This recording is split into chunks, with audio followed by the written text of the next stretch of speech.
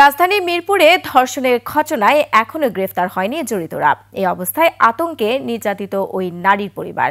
তাদের অভিযোগ, বিদেশে পাঠানোর কথা বলে টাকা নেয় একটি চক্র, আর সেই টাকা ফেরত চাওয়ায় ঘটে দলবদ্ধ ধর্ষণের এই ঘটনা। পুলিশ বলছে একজনকে আটক করা হয়েছে আর বাকিদের ধরতে চলছে অভিযান। দর্শক, বাকিটা থাকছে দীপু শিকদারের রিপোর্টে।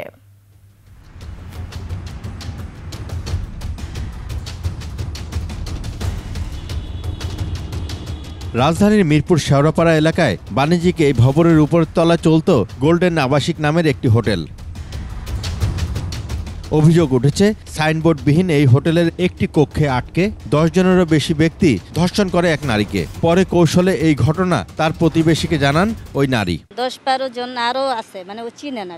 সোমবার রাতে সেখানে কাফরুল থানা পুলিশ অভিযানে গিয়ে পরে বাধার মুখে কয়েক স্তরে লোহার গ্রিল দিয়ে নিরাপত্তা বলয় তৈরি করে রাখা হয়। পরে ফায়ার সার্ভিস এসে গ্রিল কাটলে পুলিশ ভেতরে ঢোকে। আটক করা হয় একজনকে।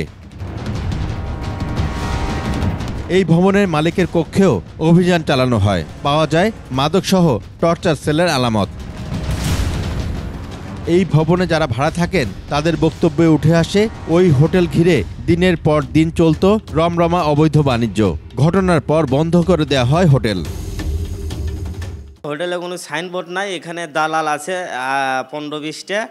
এই দালালেরা আপনার ওই কাস্টমার নিয়ে এসে এই কার্যকলাপগুলো অসংগত কার্যকলাপ চালায় আর কি। দুজন পুলিশ অফিসার আসছিলেন, ওনারা বলল যে উপরে এই সমস্যা হয়েছে, গণধর্ষণ হয়েছে একটা মেয়ে, আপনারা কি জানেন? আমরা উপরে যাই না কখনো, ওদের জন্য আমাদেরও অনেক ক্ষতি হয়। ওই নারীকে উদ্ধার করে ঢাকা মেডিকেলের ওয়ান স্টপ ক্রাইসিস সেন্টারে ভর্তি করা হয়।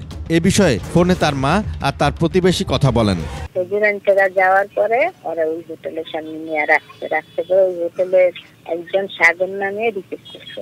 পরে যায় বলে বিল্লাল আর আরো কারেটা বলে দেখার পরে আর 10টা দর্শন ওরা করছে, মানে ওর সাথে তারপর থেকে ঘটনা হয়েছে। রাতে আবার ওরা তুলে দিয়ে গেছে।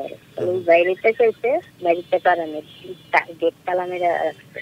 বিল্লালটা দিছিলাম 2 লাখ টাকা, মাইয়া বাহিরে যাইব, ভিসা বাইরে জাল ভিসা, মাইয়াটা কইছে যাইব না, এটার লেগে এই ভিত্তিতে এইটা হয়েছে। পুলিশের মিরপুর বিভাগের ডিসি জানান, আসামিদের ধরতে অভিযান চলছে।